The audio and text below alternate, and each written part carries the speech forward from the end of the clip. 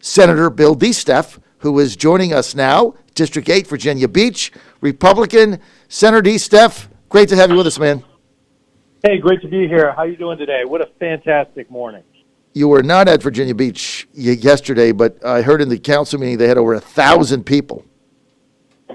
I've heard numbers between 1,000 and 1,400. So I'm assuming, and you had almost 100 speakers. So I'm assuming that that was accurate enough, and that's pretty much correct as far as the number of people.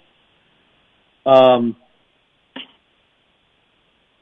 telling you that I heard of all the speakers, I only heard 2 that were against going to the Second Amendment sanctuary city, or constitutional city, or however you want to refer to it. So there was about 1,400 people there. They just had one in Chesapeake the other day. There were 1,500 people were overflowed. They had one, I think, everywhere they've had these bills, there's been 6, 7, 8, 9,000 people.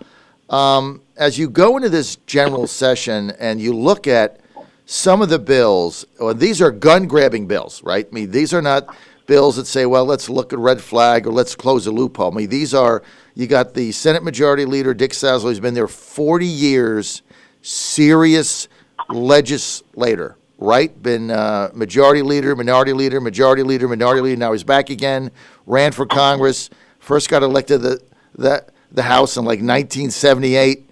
If you look at his bill, SB 16, basically it would make hundreds of thousands of Virginians felons the next day. What's the deal with this stuff? And if you look at the one that was dropped yesterday, banning shooting ranges, indoor shooting ranges, except for law enforcement, that's going directly after the NRA, the NRA shooting range. Some of this stuff is just not reasonable. Now, if you want to know what common sense gun laws are, those that protect the citizens, law-abiding citizens' rights, and stiffen penalties for those who break the law, right, then you need to look at the 8 or 10 bills I've got in on gun legislation. Here's the other thing. Let's say that your son, your wife tells your son, or you tell your son, hey, he goes, Dad, can I have a chocolate chip cookie? You go, nope, not until after dinner. And he goes and has a chocolate chip cookie. Are you going to punish your son, or are you going to remove all the cookies from the house? You're going to punish your son. Right. So we need common sense gun legislation. And that's where we have to stiffen the penalties enough so criminals are deterred from using a weapon. And you've got to, on the other hand, protect the rights and responsibilities and of our law-abiding citizens. And that's where a lot of these bills fail. They don't find that balance. And we do have to find a balance. So House of Delegates member, Democrat, Northern Virginia, Alfonso Lopez, said before the election, he said, you put us in charge, you give us a majority, and we are going to change 50 years of Virginia history in 2 afternoons. And he's right, and they truly can do that. But here's the problem. Virginia now is the number 1 state to do business in. Virginia is the number 2 or 4 for education, depending on which poll you look at. When it comes to major crimes, we're the 4th lowest in the nation. Okay? So as soon as you do this, what happened to Chicago and Baltimore when they banned guns? Crime went up. Right? We need to be careful what we're doing. So how do you stop them, Bill? I mean, it's not only that, but many other things coming down the pike in Virginia, coming out of the House. And basically, you've got a very fragile coalition right now in the state Senate. Joe Morrissey, Democrat, he's going to be with you on some stuff like right to work. He's going to be with you on redistricting reform, not raising taxes, things of that nature. But he's not with you on guns, right? He's got a long history of that. You got Justin Fairfax, who'll be with us at 8:35 today, Lieutenant Governor. He's going to break every tie to the left. So how do you stop them? And then the governor's going to sign it all. So how do you stop it? You work with common sense people to find common sense solutions, and you find a balanced approach, and you compromise. Joe Morrissey is going to do what's right for Joe's constituents. Mm-hmm. The one thing about Joe, whether you like him or not, he says what he's going to do, and he does what he says he's going to do. And he does what's right for the citizens in his district. Mm-hmm. Exactly. Well, it's going to be interesting. And what do you think about this VCDL rally coming up on January 20th? One of our listeners, Eugene in Colonial Heights, I think, said, hey, does VCDL have a Facebook page? They do. Just go to Facebook, Eugene, VCDL Lobby Day. Bill, there's about 100,000 people that they're saying could show up for that. That would be the biggest rally ever in Richmond. What do you make of that? I hope we have 150,000. I hope we have to shut down Capitol grounds. I hope the citizens come out and speak their mind. Mm-hmm. I hope we get a reasonable group there, because I'm telling you right now, what's happening now is wrong. Mm-hmm. You know, every single one of us takes an oath of office to protect the Constitution. I did it as a military officer. I did it as soon as I took elected office in City Council, House of Delegates, and in the Senate. Right. We've got to protect the Constitution. Well, the Constitution is pretty clearly written, and where it's misinterpreted, we've clearly fixed that over the last, 150 years. All right, if I can, we're with Senator Bill DeSteph. You're on the John Fredericks Radio Network, Republican, 8th District, Virginia Beach. Senator, if I could turn to national politics for a moment, a couple of things. Number one, Scott Taylor, your former colleague in the House, abandoning his U.S. Senate race against Mark Warner, running for Congress now in the 2nd District that you represent. A lot of people thought maybe Bill DeSteph would run for Congress. You said no. So now Taylor's in. What are your thoughts on that race, Bill? When Scott was running for Senate, I supported him there and endorsed him. Ben Loyola came out. Ben is a great guy. I love Ben. I love Scott. I came out and endorsed Ben. I'm going to stand by my word, my endorsement. And let's go back to the gun issue for 1 second, John. What I think these 100,000 citizens should do, and anyone who's listening that has any concern at all, contact the offices of those who oppose common sense gun legislation and tell them how you feel. Tell them we don't want you violating our Constitution. So in order to stop this, can I be stark, Bill? Can I be stark? And just candid? In order to stop this, let me lay it out. Republicans are going to need 2 votes in the state Senate to stop any of this, right? And they don't have Morrissey.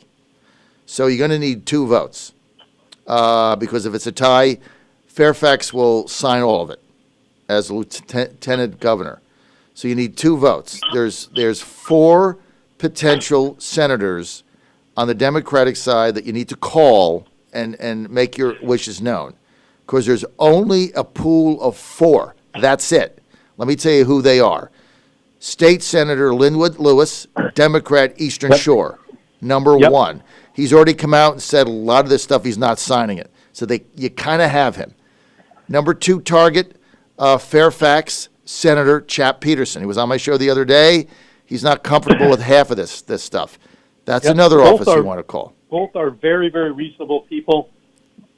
And these guys I've worked with these guys for a long time. Both are extremely reasonable guys. Mm-hmm. I speak all the time at events with Linwood Lewis, and Chap is a very reasonable guy. So both very reasonable guys. So let's take your next 2. So there's 2 right there. Senator John Edwards, Roanoke, Southwest Virginia, represents a lot of gun owners out there. A ton. He ton. Probably has more gun owners and Linwood Lewis than a lot of senators. I mean, think about Linwood Lewis. He has the whole Eastern Shore. Everybody there has a gun. Yep. So John Edwards is number 3, and then number 4 is Senator Cray Deeds from Bath County, Southwest Virginia, probably the last Democrat standing in Southwest Virginia, also represents a ton of hunters and gun owners. Absolutely. So those are the targets. So basically to stop this, and I'll just lay it out for you, everybody listening now, I mean, calling up House members, waste of time. They're not going to change your mind. They got a ton of money from Bloomberg and other left-wing people, Michael Bills or whatever. They're all going to vote that way. Forget it, waste of time. The only way you stop this is in the Senate, and there's simple math. You have 4 potential Democratic senators that are not comfortable with this. You need 2 votes. You get 1, you lose because it's a tie, because you lost Morrissey. So you need 2 votes. Peterson, Edwards, Lewis, Deeds. That's it. I mean, it's very simple math here, right? Yep, absolutely. Bill? Absolutely, John. All right. Last question. 2 of the 4 have already come out saying, "Hey, we're looking for common sense stuff here. We're not gonna go to an extreme one way or the other." Probably. I honestly believe right. when 2 of them go, I honestly believe you'll see 5 or 6 others follow, because we all agree that we need common sense gun legislation, and there's nothing that could have stopped what happened in the shooting in Virginia Beach. But what could have happened is we could have had it shorted. If we had people armed in the building, we could have had a much quicker response. Exactly. All right, final thing, national scene. I want to get to the Trump, let's call it, strike against General Soleimani. Look, you served in Iraq for a long time. You've been in intel. What was your take on that, Bill? Let's put it this way, John. I don't think I would vacation in Baghdad anytime soon. And I think that the strike that they did was appropriate. I think it was well researched. And I can only tell you that I don't disagree with what happened. I think that it was appropriate. When you take over or you bomb, terrorize, mess with one of our embassies are that's national grounds.